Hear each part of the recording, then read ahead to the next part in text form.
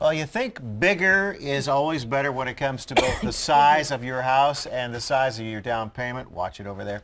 Or how about homes? Oh, you have I'm something. sorry, Oh, excuse me, I thought you really were- do. Tim, could you? A little water Thank for you. Miss Kendall. Or maybe homes will never be affordable again. Well, think again, because real estate professional Cindy Welu from ReMax Advantage Plus is here to debunk 5 home buying myths. I'm good now. I'm good. You good to go? Yeah. Okay. So before we get to the myths, so we want to find out first, how is the my Twin water? Cities market doing right now? Well, sure. Now, I specialize in the southwest suburbs, but ReMax Advantage Plus covers the entire metro area. And how we're seeing the market overall is that housing inventories continue to increase. Right now, we're at about 4 to 4.5 months supply, and predictions are that we'll hit a 6-month supply by the fourth quarter of this year. What that means to people is if you took all the homes that are on the market now for sale and didn't have any more come on the market, it would take about that long to sell them all.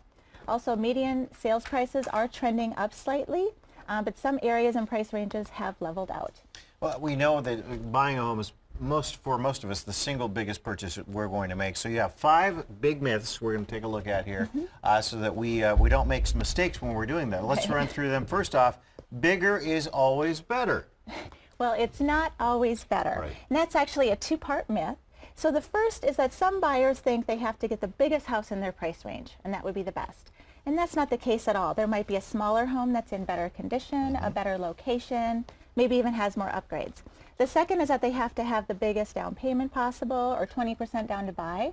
And even though in a competitive situation that might be advantageous, that is not necessary. There are a lot of loan programs out there for a lot less down.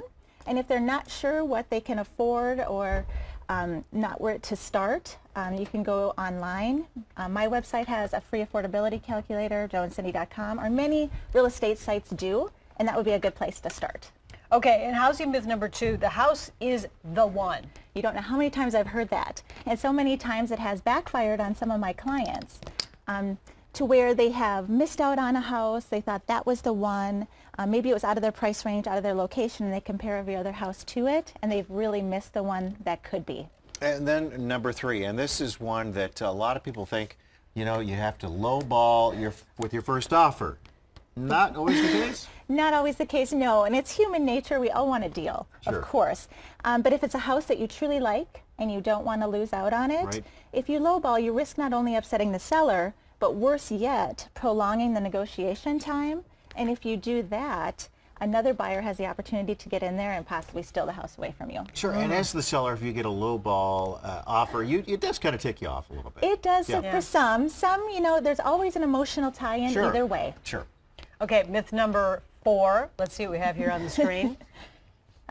Well, that is about mortgages. So many buyers right now think that they've missed the window. They think that rates are now high and that they've missed out the opportunity, which is clearly not the case at all. Rates are slightly higher than they have been, and they have increased over the last couple of years, but they're still near historic lows. That's a great opportunity to buy. All right, and our final myth, Cindy, number 5 for us here. Oh, number 5, it might be a little self-serving on my part, but many think that if they don't use a realtor to buy, that they'll save some money.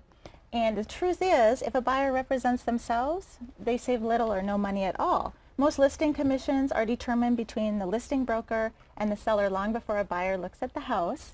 So really, they're not saving any commission. The listing agent might just be making a little bit more money. Let the agent do the legwork, the research for you. Most agents in the state don't charge anything for this service, so take advantage of it. And I would think right now is a big time where people are moving because they want to get the kids settled before school starts, that type of thing. It is. We've seen a big improvement the last couple weeks. Pickup. July is typically slow because everyone likes to vacation before getting Yep. back to school. All right, All right. Cindy Welu, Thank you, thanks so Cindy. much. From Thank you so much for having me. ReMax Advantage Plus, thanks for being here this morning. You can find more information at Cindy's website. It's joeandcindy.com. That's her husband's, Joe. joeandcindy.com.